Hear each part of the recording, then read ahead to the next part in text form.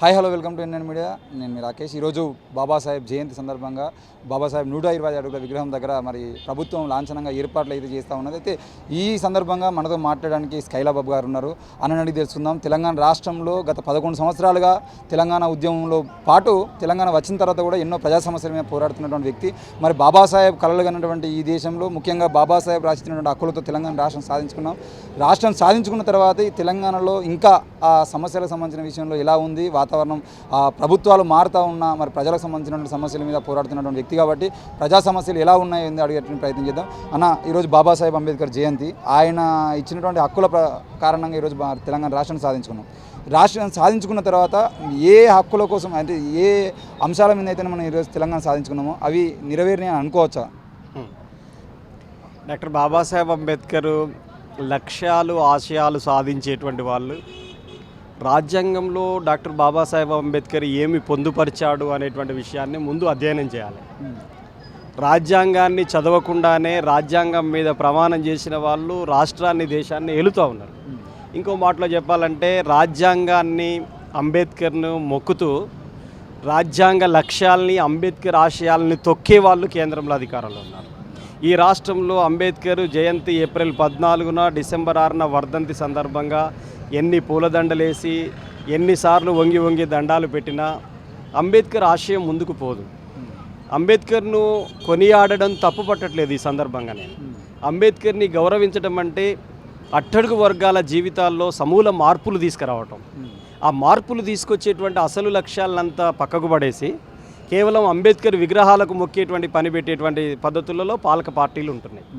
దీనివల్ల దళితుల యొక్క జీవితాలు, బలహీన వర్గాల జీవితాలు ఎక్కడ వేసిన గొంగడ అక్కడే ఉంటుంది. తెలంగాణ రాష్ట్రంలో 128 కుల దురహంకార హత్యలు జరిగినాయి. కులాంతర వివాహితులకు రక్షణ చట్టం చేయాలి అనేటువంటి జ్ఞాస సోయి ఈ రాష్ట్ర ముఖ్యమంత్రికి కానీ ఇంతకుముందున్న ముఖ్యమంత్రికి కేసీఆర్ కూడా లేదు. 125 అడుగులకు బదులు ఇంకొక ఆయన 150 అడుగులు పెట్టవచ్చు. ఆ అంబేద్కర్ విగ్రహాన్ని చూసి ఒక చోట ఒక బ్రాహ్మణుడు ఏం చేస్తాడంటే ఒక రాయిని ఒకరి చేత శిల్పంగా చెక్కిస్తే తనకు ఉపాధి దొరుకుతుంది అనేటువంటి దాంతో ఆ ప్రయత్నం చేస్తున్నాం. అట్లనే నువ్వు బొమ్మలు పెట్టి విగ్రహాలు పెట్టి మమ్మల్ని అందరినీ మొక్కండి అని చెప్పి మమ్మల్ని అందరినీ భజన పరులు చేసి భక్తి పరులను చేసడం కోసం మీరు ప్రయత్నం చేస్తున్నారు. అంబేద్కర్ని మేము మొక్కుకుంటూ చేరుతాం, అంబేద్కర్ ఆశయాల్ని మీరు తొక్కుకుంటూ చేరుతారు. కాబట్టి మేమేమంటున్నామంటే అంబేద్కర్ ఆశయాల్ని ముందుకు తీసుకెళ్ళటం అంటే అంబేద్కర్ ఏం చెప్పిండో దాన్ని స్టడీ చేయమని చెప్పి నేను కోరుతా ఉన్నాను. అది అమలు చేసే చిత్తశుద్ధి ఉందా అనేటువంటిది నేను చెబుతున్నాను. అంబేద్కర్ ఆశయాల్ని స్టడీ చేయటం అంటే రాష్ట్రాలు మైనార్టీలు అనేటువంటి ఒక పుస్తకం రాసిండు బాబాసాహెబ్ అంబేద్కర్. అది రేవంత్ రెడ్డిని చదవమని కోరుతున్నాను నేను. అంటే ఇక్కడ మీకు రేవంత్ రెడ్డి గారు కానివ్వండి, అంతకుముందు కాంగ్రెస్ ప్రభుత్వంలో ఉన్నటువంటి నాయకులు కానివ్వండి, లేదంటే రాహుల్ గాంధీ కానీ ప్రియాంక గాంధీ కానీ అందరూ కూడా భారత రాజ్యాంగాన్ని చేతులు పెట్టుకొని మేము ప్రజాప్రభుత్వాన్ని నిర్మిస్తున్నాం, ప్రజాప్రభుత్వమే ఇది ప్రజాపాలన అని చెప్పేసి మాట్లాడుతున్నారు. మీరేమో అంటే బాబాసాహెబ్ రాసిన రాజ్యాంగాన్ని పట్టుకున్నటువంటి వీళ్లకు రాజ్యాంగం విలువలు తెలియదు అనడం ఎంతవరకు కరెక్ట్ అంటారు? నేనేమంటున్నానంటే గ్రంథాలు పట్టుకోవటం, విగ్రహాలు మొక్కటం అనేది రాజ్యాంగ లక్ష్యాలు ఆచరించడం కాదు. రాజ్యాంగ లక్ష్యాలు ఆచరించడం అంటే రాజ్యాంగం కుల నిర్మూలనే లక్ష్యంగా ఏర్పాటు చేసుకునేది. భారత రాజ్యాంగం కుల అసమానతలు తొలగిపోలేదు. భారత రాజ్యాంగంలో 1949 నవంబర్ 26వ తేదీన బాబాసాహెబ్ అంబేద్కర్ పార్లమెంటు ముందు ప్రవేశపెట్టే ముందు ఒక మాట చెప్తాడు. నేను రాసిన ఈ రాజ్యాంగం వల్ల 1 man 1 vote, 1 man 1 vote, 1 vote 1 value అంటాడు. ప్రతి మనిషికి ఓటు హక్కులో సమానత్వం వస్తుంది. కానీ ఆర్థిక అంతరాలు అలాగే ఉన్నాయి, సామాజిక అంతరాలు అలాగే ఉన్నాయి. కేవలం రాజకీయ స్వేచ్ఛ రావటమే కాదు నేను కోరుకునేది. ఆర్థిక అంతరాలంటే ఈరోజు ఆదాని ఆస్తులు ప్రపంచంలో నెంబర్ 2 కుబేరుడికి ఎదిగారు.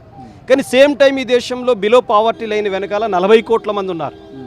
అంటే ఈ ఆర్థిక అంతరాలని తొలగొట్టకుండా అంబేద్కర్ ఆశయం ఎలా ముందుకు పోతుంది? సామాజిక అంతరాలు 6486 కులాలు ఉన్నటువంటి, క్యాన్సర్ జబ్బు కంటే ఎయిడ్స్ జబ్బు కంటే ప్రమాదకరమైన జబ్బుగా ఉన్నటువంటి ఈ దీనిని క్యాస్ట్ను నిర్మూలించాలనే చిత్తశుద్ధి మీకుందా? కుల ఆధిపత్యాన్ని అడ్డం పెట్టుకొనైనా ఓట్లు దండుకొని పరిపాలన చేయాలి, మత ఉన్మాదాన్ని సృష్టించైనా ఓట్లు దండుకొని పరిపాలన చేయాలి, మత హింసను ప్రేరేపింపజేయాలి అనేటువంటిది వాళ్ళ ఉద్దేశంగా ఉంది. అంటే ఇక్కడ భారతదేశంలో కానీ ముఖ్యంగా తెలంగాణ రాష్ట్రానికి వచ్చింది. తెలంగాణ రాష్ట్రంలో బాబాసాహెబ్ అంబేద్కర్ యొక్క లక్ష్యాలు నెరవేరాలంటే ఈ ప్రభుత్వాలు తీసుకోవాల్సినటువంటి చర్యలు ఏముంటాయి? ముందుగా నేనేం చెప్తున్నానంటే భారతదేశంలో మొత్తం భూమి జాతీయీకరణ చేయాలని బాబాసాహెబ్ అంబేద్కర్ చెప్పిండు. దానికి సిద్ధమవుతారా అని నేను అడుగుతున్నాను. అట్లాగే పరిశ్రమలలో కార్మికులకు యాజమాన్య వాటా ఉండాలని బాబాసాహెబ్ అంబేద్కర్ దానికి సిద్ధమవుతారు. కుల నిర్మూలనకు కులాంతర వివాహాలు మొదటి మెట్టు, దాన్ని అమలు చేయాలని చెప్పి బాబాసాహెబ్ అంబేద్కర్. మీరు ఒప్పుకుంటారా? హిందూ కోడ్ బిల్లు నాటి కాంగ్రెస్ అంగీకరించకపోతే రాజీనామా చేసి బయటకు వచ్చిన అంటే మహిళా సమానత్వం కోసం మనువాదానికి వ్యతిరేకంగా జీవితాన్ని తృణప్రాయంగా అర్పించింది Babasaheb Ambedkar. Brahminism, capitalism both are enemies in Indian people అని చెప్పి చాలా స్పష్టంగా డాక్టర్ బాబాసాహెబ్ అంబేద్కర్ చెప్పారు. ఈరోజు బ్రాహ్మణిజం పెచ్చరిల్లుతూ ఉంది.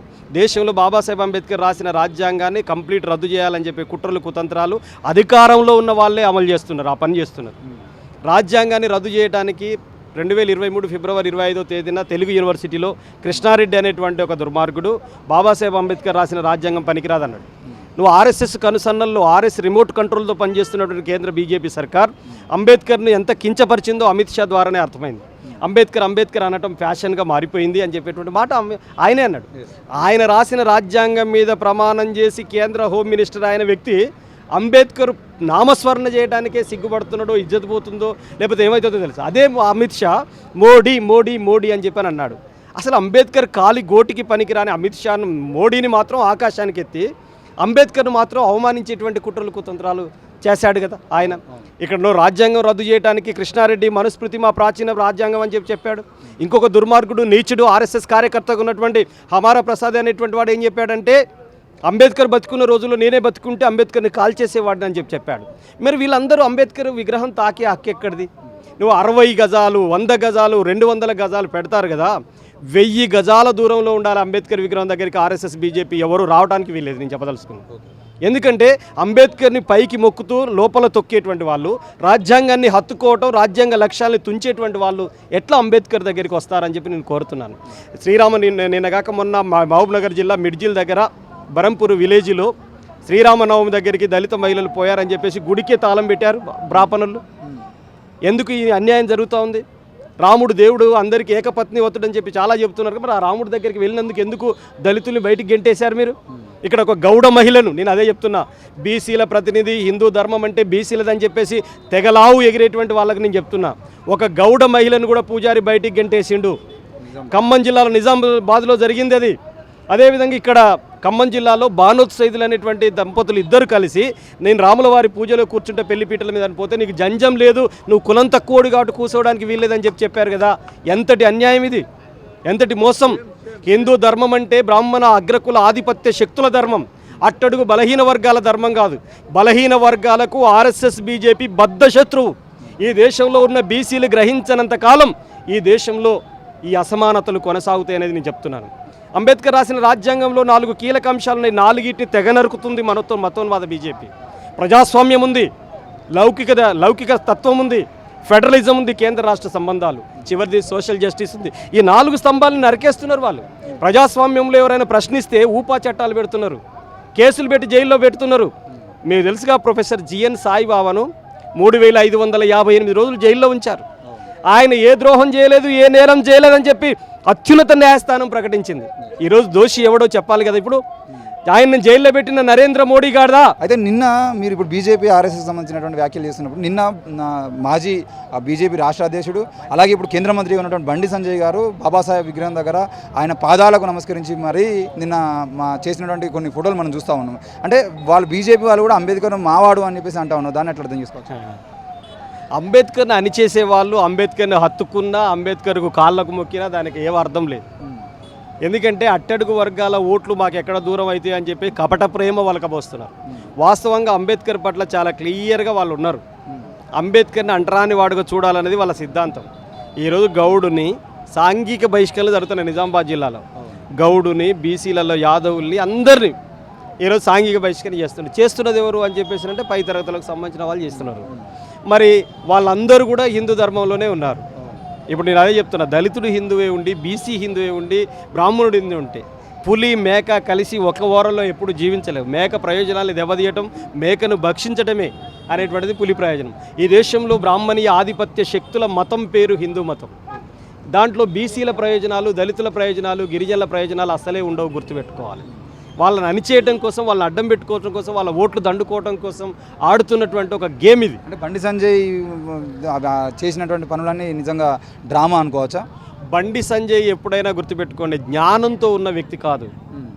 విద్వేషాలు రెచ్చగొట్టే వ్యక్తి, మత ఘర్షణలు సృష్టించేటువంటి వ్యక్తి, మత విద్వేషాలను రెచ్చగొట్టి ఓట్లు దండుకోవాలనేటువంటి వ్యక్తి. బలహీన వర్గాలకు ఆయన చేసిన 5 పైసల పని లేదు. కరీంనగర్ పార్లమెంటు ప్రజలకు కూడా 5 పైసల వరకు చేయలేని వాడు దేశానికి ఏం చేస్తాడు అనేటువంటిది మనం చూడవచ్చు. అందుకని బండి సంజయ్ గురించి మాట్లాడటం అనేటువంటిది ఈ అంబేద్కర్ జయంతి సందర్భంగా అర్హత లేనటువంటి మాట. అది దాని అనవసరమైనటువంటి విషయం. ఎందుకంటే బండి సంజయ్ అంబేద్కర్ రాసిన రాజ్యాంగం మీద అవగాహన లేదు. బండి సంజయ్కే కదా, అమిత్ షాకే లేదు. బండి సంజయ్ గురించి ఎందుకు పాపం ఇక్కడ ఉన్నాయన. కానీ ఆయనకే కాదు కదా, బీజేపీలో ఉన్న వాళ్ళకి ఏమన్నా ఉంటే చాతుర్వర్ణ వ్యవస్థ మీద అవగాహన ఉండి దాన్ని అమలు చేయాలని చెప్పి చూస్తున్నారు. ధర్మం 4 పాదాల మీద నడవాలి అని కోరుకుంటున్నటువంటి వాళ్ళు. ధర్మం 4 పాదాల మీద నడవటం అంటే బ్రాహ్మణ, క్షత్రియ, వైశ్య, శూద్ర వర్ణాలంతా ఎలా ఉండాలో నిర్దేశించింది ఆ ధర్మం. దాన్ని అట్టనే ఉంచడం వాళ్ళకి తెలుసు తప్ప భారత రాజ్యాంగం సమానత్వాన్ని కోరుకుంది, భారత రాజ్యాంగం కుల నిర్మూలన కోరుకుంది, భారత రాజ్యాంగం భూమి జాతీయకరణ జరగాలన్నది, భారత రాజ్యాంగం కార్మికుల కనీస వేతనాలు నడాలి, భారత రాజ్యాంగం మహిళా సమానత్వాన్ని కోరింది, చట్టం ముందు అందరూ సమానులని భారత రాజ్యాంగం చెప్పింది. అది చెప్పగలరా? ఎక్కడైనా 128 కుల దురహంకార హత్యలు జరిగినాయి ఇక తెలంగాణలో. బండి సంజయ్ ఒక్క ముస్లిం, ఒక్క హిందువులు చంపినటువంటి ఒక్క ఘటనకు తప్ప మిగతా 127 కుల దురహంకార హత్యలు ఎక్కడన్నా వచ్చాడా? ఎక్కడన్నా నిరసన తెలిపాడా? ఎక్కడ చెప్పలేదు. ఏదైనా మత విద్వేషాలు రెచ్చగొట్టడానికి ఉన్న కాడికి మాత్రమే బండి సంజయ్ వస్తాడు. ఇప్పుడు కేవీపీఎస్ ఈ ప్రభుత్వం ముందు, అంటే ప్రజాపాలన అని చెప్తున్నటువంటి రేవంత్ రెడ్డి ప్రభుత్వం ముందు కేవీపీఎస్గా మీరు పెడుతున్నటువంటి డిమాండ్ ఏంది మెయిన్గా? అంబేద్కర్ జయంతి సందర్భంగా నేను కోరుతున్నది, ఈరోజు అట్టడుగు వర్గాల దళితులకు వాళ్ళ అభ్యున్నతి కోసం నువ్వు ఏం చేస్తావో ప్రకటించమని చెప్పి శ్వేతపత్రం విడుదల చేయాలి. ఆయన చేవెళ్ళ డిక్లరేషన్ ప్రకటించాడు. అంబేద్కర్ అభయహస్తం 10 లక్షల్ని 12 లక్షలకు పెంచిస్తా అన్నాడు. అది అమలు చేయమని చెప్పి కోరుతున్నాను. అది అమలు చేసే చిత్తశుద్ధి ఉందా అని నేను అడుగుతున్నాను. ఇప్పటివరకు దానికి బడ్జెట్ కేటాయింపులు లేవు, దానికి మార్గదర్శకాలు ఇవ్వలేదు ఇప్పటివరకు. అదేవిధంగా ఈ రాష్ట్రంలో ఉన్నటువంటి మొత్తం అసైన్డ్ భూములకు పట్టాలు ఇవ్వాలని కోరుతున్నాను. దేవాదాయ భూములని వక్ బిల్లు తీసుకొచ్చి వాళ్ళ దగ్గర భూమి ఎక్కువ ఉందంటున్నారు కదా, వాళ్ళ దగ్గర ఉన్న భూములన్నీ గుంజుకోవాల్సిందే పేదలకు, ముస్లిం పేదలకు పంచండి. ఇక్కడ రాష్ట్రంలో దేశంలో ఉన్నటువంటి మొత్తం దేవాదాయ భూములు బాపనుల చేతుల్లోకి వెళ్ళి బయటికి తీసుకొచ్చి అట్టడుగున్నటువంటి పేదలకు పంచండి అని కోరుతున్నా. దానికి సిద్ధపడతారా అని చెప్పి నేను అడుగుతున్నాను. అందుకని ఇక్కడ ఉన్నటువంటి దేవాదాయ భూముల్ని కూడా పేదలకు పంచమని చెప్పేసి నేను కోరుతున్నాను. కులాంతర వివాహితులకు రక్షణ చట్టం చేయమని చెప్పేసి కోరుతున్నాను. మహిళా సమానత్వం కోసం బిల్లు పెట్టమని చెప్పి నేను కోరుతున్నాను. ఇవన్నీ చేయగలిగితే డాక్టర్ బాబాసాహెబ్ అంబేద్కర్ ఆశయాల్ని రేవంత్ రెడ్డి కూడా ప్రజాపాలన నిరూపించుకోవాలంటే అవన్నీ చేయాలి. మీరు 6 గ్యారెంటీలు ఇచ్చారు. ఒక ఆడవాళ్ళను బస్సు ఎక్కించే గ్యారెంటీ తప్ప మిగతా 5 గ్యారెంటీలు ఎక్కడ కూడా అమలు కావట్లేదు. ఇంకా 7వ గ్యారెంటీ కూడా ఆయన చెప్పాడు, ప్రజాస్వామ్యయుతంగా పరిపాలన చేస్తాం, స్వేచ్ఛ ఉంటుంది, నిర్బంధం ఉండదు, ఎక్కడ ఉండదు. అది 7వ గ్యారెంటీకి విన్నాను. కానీ ఎక్కడికి రేవంత్ రెడ్డి పోయినా కానీ ఆ పక్కన ఉన్నటువంటి ప్రజా సంఘాల నాయకుల్ని, కమ్యూనిస్ట్ కార్యకర్తలను అరెస్టులు చేసి పోలీస్ స్టేషన్లో పెడుతున్నారు. ఎక్కడ పోయింది ప్రజాస్వామ్యం? ఇక్కడ ఎక్కడ ఉంటుందో చెప్పండి. చాలామంది ఇప్పుడు ఈ ప్రాంతంలో కూడా ఆ రేవంత్ రెడ్డి పరిపాలన వచ్చిన తర్వాత నిర్బంధం చాలా దారుణంగా పెరుగుతున్న పరిస్థితి వచ్చింది. హైదరాబాద్ సెంట్రల్ యూనివర్సిటీ భూముల్ని 400 ఎకరాలని కాజేయాలని చెప్పి ప్రయత్నం చేస్తే విద్యార్థులు పోరాడితే విద్యార్థుల్ని 3-4 రోజులు పోలీస్ స్టేషన్లలో నిర్బంధించి తర్వాత జైలు పాలు చేసిండు. హైదరాబాద్ ఉస్మానియా యూనివర్సిటీలో ఒక సర్క్యులర్ తీసుకొచ్చి నువ్వు ఎట్టి పరిస్థితులలో కూడా ఇక్కడ నిరసనే తెలియజేయొద్దు అనేది రాజ్యాంగ విరుద్ధమైన చర్య. బాబాసాహెబ్ అంబేద్కర్ అనేక ఆర్టికల్స్ రూపొందించిండు. సంఘం పెట్టుకునే హక్కు, సంఘటితమయ్యే హక్కు, సమ్మె చేసే హక్కు, పోరాడే హక్కు, నిరసన తెలియజేసే హక్కు, భావ ప్రకటన స్వేచ్ఛను వ్యక్తం చేసే ఆర్టికల్ 19ని ఇట్లా రూపొందించాడు బాబాసాహెబ్ అంబేద్కర్. నువ్వు ప్రజాస్వామ్యం గురించి మాట్లాడుతున్నావు, నువ్వు నిర్బంధాన్ని ప్రయోగిస్తున్నావు, నిరంకుశంగా వ్యవహరిస్తున్నావు, పోలీస్ రాజ్యాన్ని నిర్మిస్తున్నావు, నువ్వు అంబేద్కర్ వారసుడు ఎట్టయితు. ఇప్పుడు ఈరోజు అంబేద్కర్ కాడికి ఇక్కడికి రేవంత్ రెడ్డి వస్తున్నాడు అని తెలిసింది. ఆ రేవంత్ రెడ్డి గారికి అంబేద్కర్ విగ్రహంకి వెళ్ళి చూసి అంబేద్కర్ చెప్పిన లక్ష్యాలు ఏంటియో అధ్యయనం చేసి ఒక్క మాట చెప్పమని చెప్పి నేను కోరుతున్నాను. ఈ రాష్ట్రంలో ప్రజలు స్వేచ్ఛగా తమ హక్కుల కోసం పోట్లాడడానికి అవకాశం ఉందా లేదా?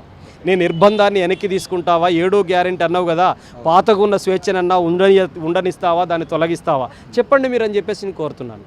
మొత్తానికైతే బాబాసాహెబ్ అంబేద్కర్ 125 అడుగుల విగ్రహం దగ్గరికి ఈరోజు రేవంత్ రెడ్డి గారు వస్తున్నారు. మరి రేవంత్ రెడ్డి గారు తప్పకుండా బాబాసాహెబ్ రాజ్యాంగంలో పొందుపరిచినటువంటి ఏ ఒక్క హామీనైనా వీళ్ళు నిజంగా పూర్తి స్థాయిలో కనీసం ఇక్కడ తెలంగాణ రాష్ట్రంలో స్వేచ్ఛ హక్కు కూడా లేకుండా చేస్తున్న పరిస్థితులు కనబడతా ఉన్నాయి.